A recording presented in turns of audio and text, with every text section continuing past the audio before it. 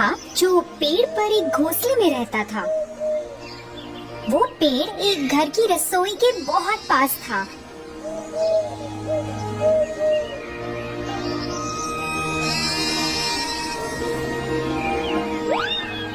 और उसमें काम करने वालों को कबूतर बहुत पसंद था। वो लोग अक्सर उसे दाना डालते थे और उसका खूब ख्याल रखते थे। कबूतर अपनी जिंदगी से खुश था और उसे अपने घर से बहुत प्यार था।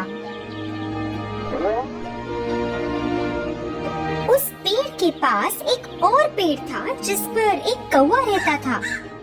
वो बहुत ही आलसी था और सबको परेशान भी करता रहता था। वो दूसरे पंछियों का खाना ले लेता था और कभी उनका घोंसला भी खराब कर देता था क्योंकि उसे खुद मेहनत करने में आलस आता था। एक दिन कौवे ने कबूतर को उस रसोई से खाना लाते देखा। उसने देखा कि रसोई में काम करने वाले कबूतर के प्रति बहुत दयालु हैं और उसे भी ऐसा आराम चाहिए था। फिर एक सुहानी सुबह का दिन था जब कबूतर अपना घोंसला साफ कर रहा था और अपनी पसंदीदा धुन गुनगुना रहा था। जब वो अपने घोंसले के लिए नई झाड़ियाँ उठा रहा था तभी उसका पैर घास में फंस गया। वो अपना पैर निकालने के लिए बहुत संघर्ष कर रहा था। फिर अचानक उसने ऊपर उस काले कौवे को देखा।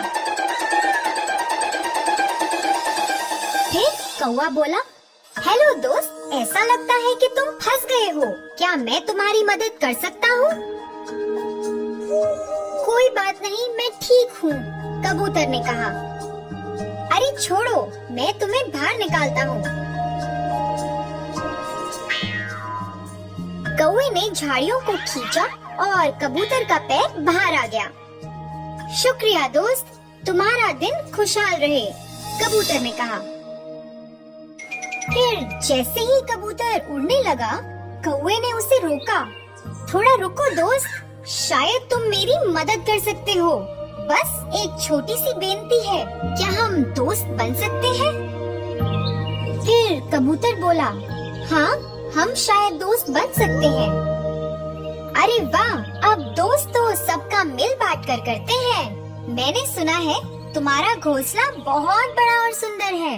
चलो वहाँ चलते हैं, कौवा बोला। कबूतर थोड़ा हिचकिचाया मगर मान गया। दोनों उड़ चले। जब कौवे ने घोंसला देखा वो बहुत खुश हुआ। कौवे को उस घोंसले में बहुत आराम मिला और उसने पूरा लुत्फ उठाने का सोचा। कबूतर ने उसे वहाँ रहने को और साथ में समय बिताने को कहा, जिससे वो खेलकूद और लोगों के बारे में गपशप कर सके। पर जब खाने का समय हो गया, कौवे को अपने लिए खाने की तलाश करनी थी और अपना ध्यान रखना था। कुछ दिन बाद कौवा बहुत ही परेशान हो गया।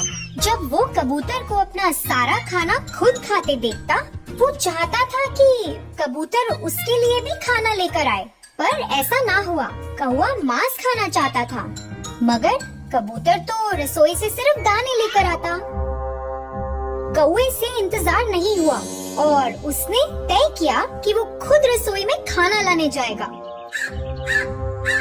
एक दोपहर वो चिमनी से नीचे रसोई में गया। उसे मच्छी बनने की खुशबू आई और वो रुक ना पाया। उसने थोड़ा सा चखा और फिर थोड़ा और। फिर वो लालची हो गया और सारी मछली खाना चाहता था। इसी दौरान वो थाली जमीन पर गिर गई। घर के लोगों ने आवाज सुनी और भागते हुए रसोई में आ गए। कौवा थर-थर कांपने लगा और भागने की कोशिश करने लगा, मगर बहुत देर हो चुकी थी। एक आदमी ने उसे पकड़ लिया और दूसरे ने कटोरे से कौवे के सर पे मारा।